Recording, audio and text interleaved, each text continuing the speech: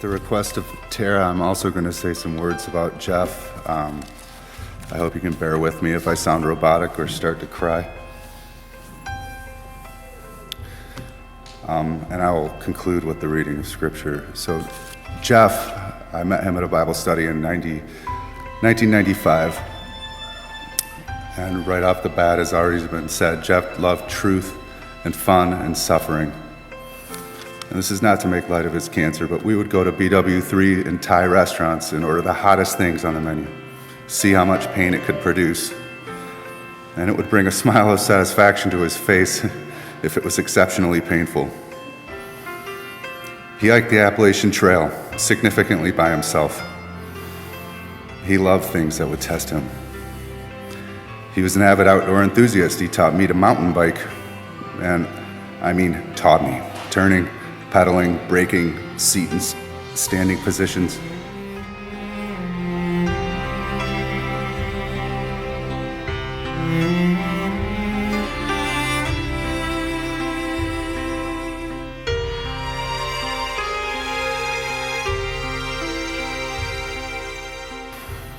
But most of all, what I remember about Jeff is his love of the truth in everyday things, medical, economical, philosophical, the Second Amendment.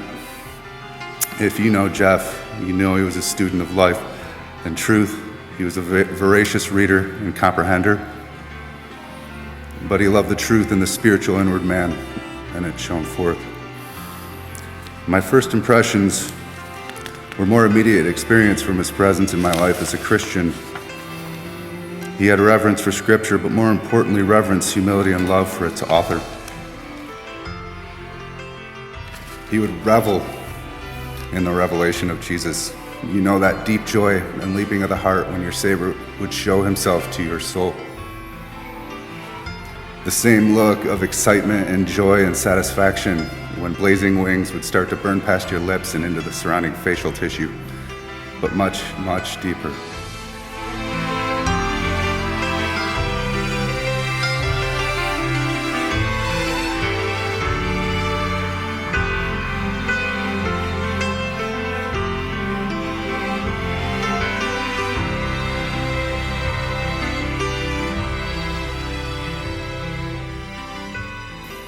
He knew his heart was connected to his Savior and to his Savior's children. Jeff, he bore my burdens. He was authentic. He would not feign a holier-than-thou attitude.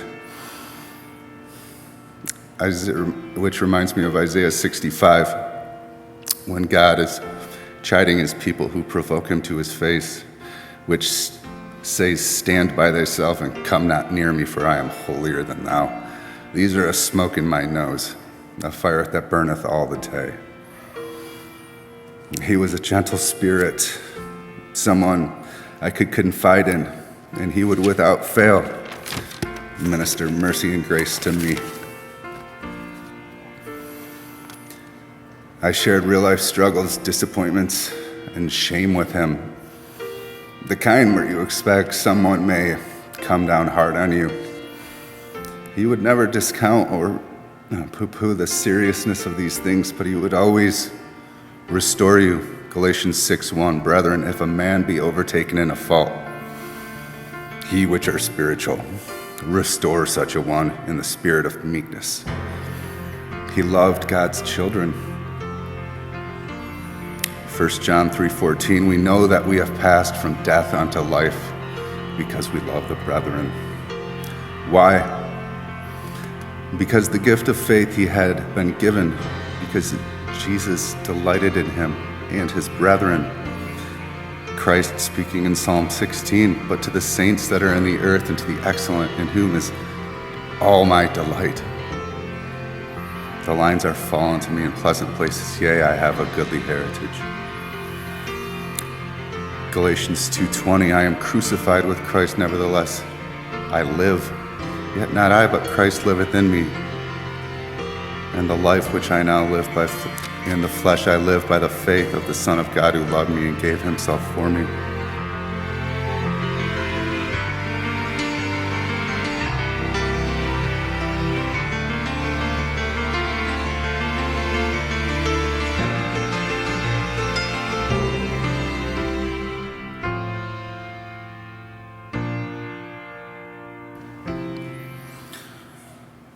The Lord's mercies are new every morning. I was blessed as Craig prayed in our prayer before the service in the adjacent room. Jeff was a gift from above. He was a silver platter blessing to me to be able to do personal Bible studies the first time I met with him. And within the last 2 weeks, we looked for Christ's voice and thoughts in the Psalms. We came to sing Psalms together in worship. And from then, it just grew, looking for his voice in the Psalms, to see Christ's face. And we ended our last Bible study together reading Ephesians 1-3. Jeff knew his hope and joy were fulfilled for him in the kingdom of heaven, the new covenant, Zion. He knew he was in a kingdom that would not be breached by sin and death. Even at the end, our last prayer together, mention was made in prayer of Isaiah 33, verses 20 and 24. Behold, Zion, the city of our appointed feasts. Your eyes will see Jerusalem, an untroubled habitation, an immovable tent, whose stakes will never be plucked up, nor will any of its cords be broken, and no inhabitant will say, I am sick, because the people who dwell there will be forgiven their iniquity. And Psalm 132, for the Lord hath chosen Zion, he has desired it for his habitation. This is my rest forever. Here will I dwell, for I have desired it. I will abundantly bless her provision. I will satisfy her poor with bread. I will clothe her priests with salvation, and her saints shall shout aloud for joy.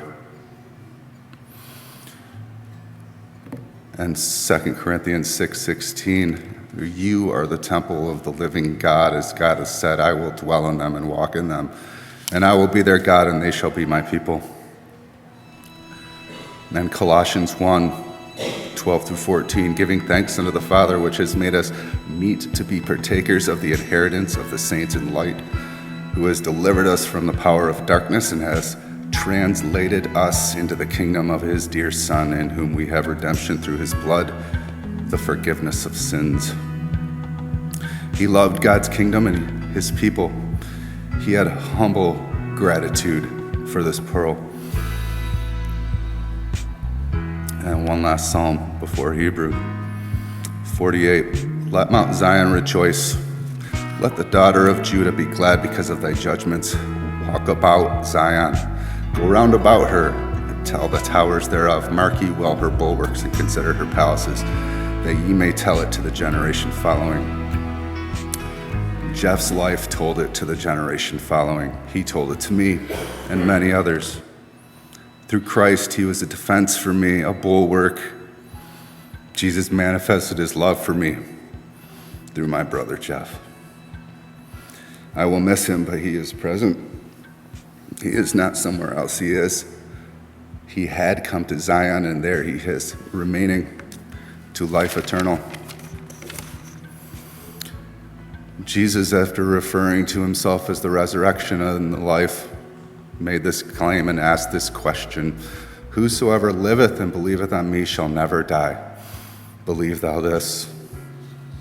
And finally, the reading of Hebrews 12:18-24, speaking of the old covenant, which reminded us of our sins year by year, reminded them, and the transition into the new. For you are not come unto that mount that might be touched and burned with fire, nor unto blackness, darkness and tempest, and the sound of a trumpet, and the voice of words which they